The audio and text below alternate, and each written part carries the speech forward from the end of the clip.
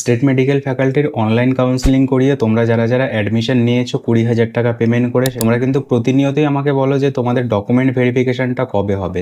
তো তোমাদের কিন্তু এবারে অনলাইন কাউন্সেলিং হয়েছে।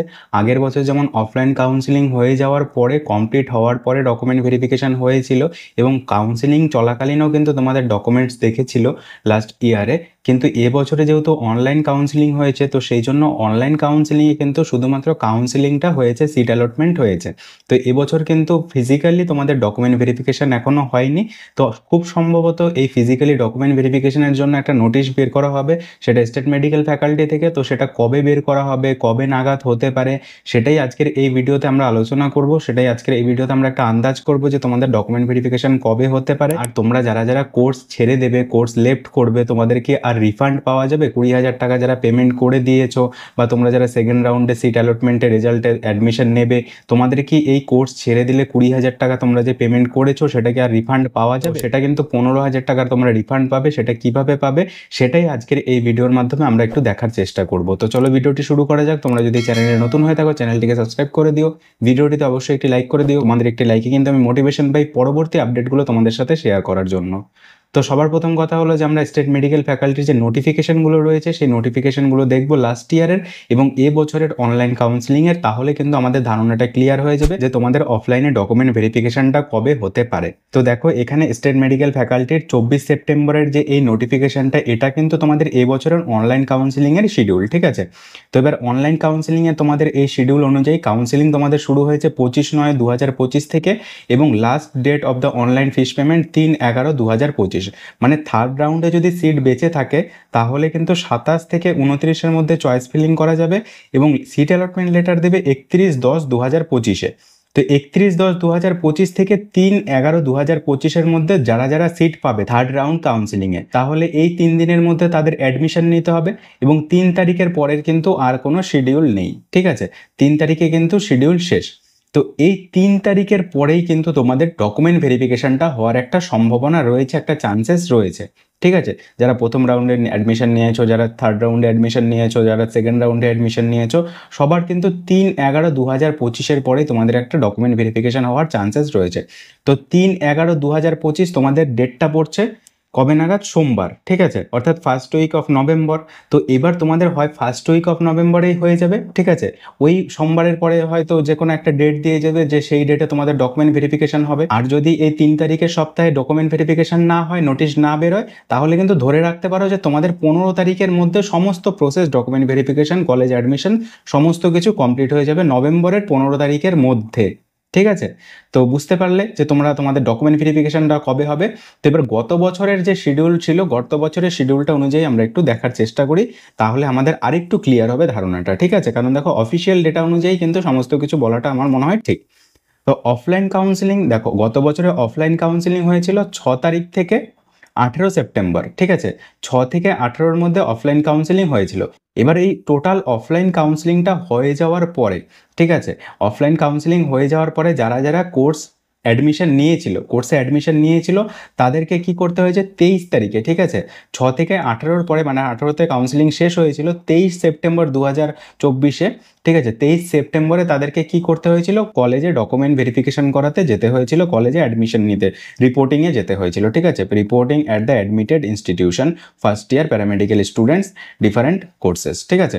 মানে 23 সেপ্টেম্বরে কিন্তু অফলাইনে ডকুমেন্ট ভেরিফিকেশন হয়েছিল। অফলাইন কাউন্সেলিং 18 তারিখে কমপ্লিট হয়ে যাওয়ার পরে, মানে 5 দিনের মাথায় কিন্তু কলেজ ভেরিফিকেশনটা, কলেজের অ্যাডমিশনটা, রিপোর্টিংটা হয়েছিল, ঠিক আছে? তো সেম তোমরা দেখবে যে তোমাদের সিট অ্যালটমেন্টের যে লেটারটা বেরিয়েছে সেই লেটারে এই ডকুমেন্টসগুলোই রয়েছে, ঠিক আছে? Admit card of the Madhyamik, marksheet of the higher secondary counselling, seat allotment card, ঠিক আছে? সিট অ্যালটমেন্টের যে কার্ডটা সেটা, rank card, registration data and certificate form. তো তোমরা তো আর রেজিস্ট্রেশনের জন্য ফিস পেমেন্ট করো নি, কারণ গত বছরে কিন্তু 800 টাকা অফলাইন কাউন্সেলিংয়ের সময় নিয়ে নেওয়া হয়েছিল। তো তোমরা তো আর 800 টাকা পেমেন্ট করো নি। তো এটা খুব সম্ভবত এবছরে কলেজে পেমেন্ট করতে হবে। Valid caste certificate, valid disability certificate, medical and character certificate. তো এই ডকুমেন্টসগুলো কিন্তু প্রত্যেকবারই স্টেট মেডিকেল ফ্যাকাল্টিতে অ্যাডমিশনের সময় লাগে, ঠিক আছে। তো আশা করি তোমরা বুঝতে পেরেছো যে তোমাদের যে এই বছরের 3 তারিখে কাউন্সেলিং শেষ হচ্ছে, 3 তারিখের পরের ওই সপ্তাহটাতেই হতে পারে, অথবা তার পরের সপ্তাহে তোমাদের ডকুমেন্ট ভেরিফিকেশন, কলেজ ভেরিফিকেশন সমস্ত প্রসেসটা কমপ্লিট হয়ে যাবে। সেটা স্টেট মেডিকেল ফ্যাকাল্টি থেকে পার্টিকুলার একটা নোটিশ বের করে তোমাদের জানিয়ে দেওয়া হবে, ঠিক আছে। তো আশা করি তোমাদের কনফিউশন ক্লিয়ার হয়েছে, যে তোমরা যারা যারা জিজ্ঞেস করতে যে তোমাদের ডকুমেন্ট ভেরিফিকেশন কবে হবে। তো একটা চান্স ছিল যে ফার্স্ট রাউন্ড হয়ে যাওয়ার পরে, তো ফার্স্ট রাউন্ড হয়ে যাওয়ার পরে যেহেতু এখনও কোনো কিছু হয়নি, কোনো নোটিফিকেশান বের হয়নি, তো সেই জন্য এখন যেহেতু পুজোর মধ্যে, কালী পুজো চলছে, কালী পুজো, ভাইফোঁটা সমস্ত কিছুর মধ্যে এখন আর কোনো নোটিফিকেশান বের হওয়ার চান্সেসটা কম রয়েছে, ঠিক আছে। তো আমার যেটা মনে হয় যে আগের বছর যেহেতু তোমাদের টোটাল কাউন্সিলিং হয়ে যাওয়ার পরেই document verification and college reporting হয়েছিল, তো এবারেও হয়তো সেটাই হবে, ঠিক আছে, হয়তো কি সেটাই হবে, ধরে রাখতে পারো। এবার তোমাদের যারা যারা কোর্স ছেড়ে দেবে, ঠিক আছে, এটা হচ্ছে গত বছরের কোর্স রিফান্ডের নোটিশ, ঠিক আছে। গত বছরের যারা যারা কোর্সে অ্যাডমিশন নিয়েছিল, ঠিক আছে, তো সেই রিফান্ডের নোটিশ দেখো, এটা 19 সেপ্টেম্বরের নোটিশটা বেরিয়েছিল। ঠিক 19 সেপ্টেম্বরেই কিন্তু তোমাদের এই যে 20 সেপ্টেম্বরে কলেজের রিপোর্টিংয়ের জন্য একটা নোটিশ দিয়েছিল, ঠিক আছে।